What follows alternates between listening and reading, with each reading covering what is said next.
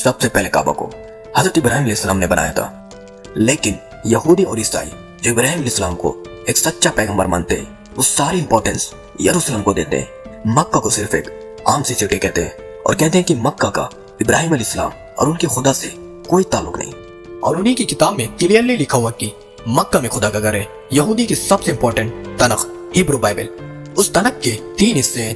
तौरा जो मूसा अलैहिस्सलाम पर नाज़िल हुई, नवियामा जो यहूदियों के बाकी पैगंबर पर नाज़िल हुई, और कैथुइम जिसका एक हिस्सा बुक ऑफ साम है जो हजरत दाऊद अलैहिस्सलाम पर नाज़िल हुई, जिसे मुसलमान ज़बूर के नाम से जानते हैं। साम 84 में लिखा हुआ है कि कितनी खूबसूरत है आपके रहने की जगह ऐ अजीम रब। नेमतों में है वो लोग जो आपके घर में रहते हैं और हर वक्त इबादत में रहते हैं, और उनका दिल सिर्फ पिलग्रिम यानी हज की तरफ होता है। जब वो बक्का की खुश्क वादियों से गुजरते हैं, बक्का बक्का, तो वो उस वादी को चश्मों में बदल देते हैं। They go from strength to strength, जिसका हिब्रू तर्जुमा है they go from mountain to mountain. यहूदियों की किताब में क्लियरली लिखा हुआ है कि खुदा का एक घर है बक्का की खुश्क वादी में, उसके पास एक चश्मा है और वहाँ लोग पहाड़ से पहाड़ की तरफ जाते हैं। ये क्लियरली काबा की बात हो रही है जो मक्का में है, जिसके पास जमजम का कुआं है, और लोग सफा पहाड़ से मरवा की तरफ जाते हैं। लेकिन यहाँ तो लिखा हुआ है कि खुदा का घर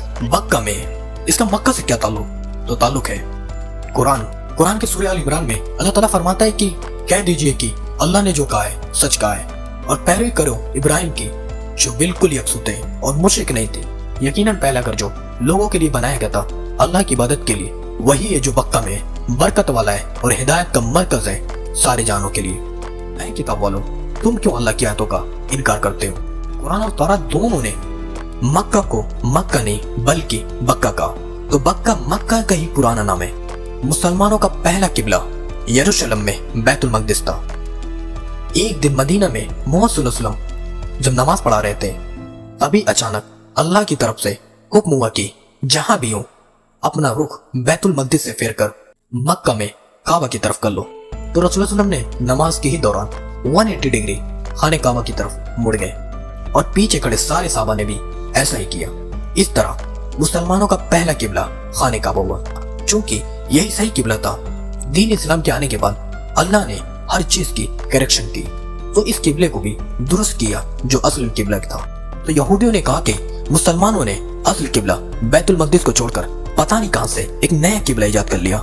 यहूदी और हिस्टोरियन दोनों इस बात को मानते कि यरूशलेम में यहूदियों का सबसे पहला टेंपल सुलेमान अलैहिस्सलाम ने आज से 3000 साल पहले बनाया था, जबकि मक्का में काबा को इब्राहिम अलैहिस्सलाम ने बनाया था, जो सुलेमान अलैहिस्सलाम से भी हजारों साल पहले गुजर चुके थे।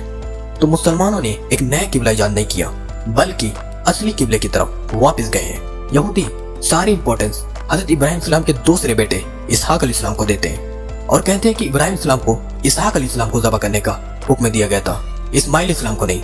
और यहाँ ज्यादातर इस्माइल अलैहिस्सलाम की औलाद आबाद थी। आहिस्ता आहिस्ता बहुत सारे ट्राइब्स कबीले रहने लगे और यहाँ का नाम बक्का से मक्का में बदल गया।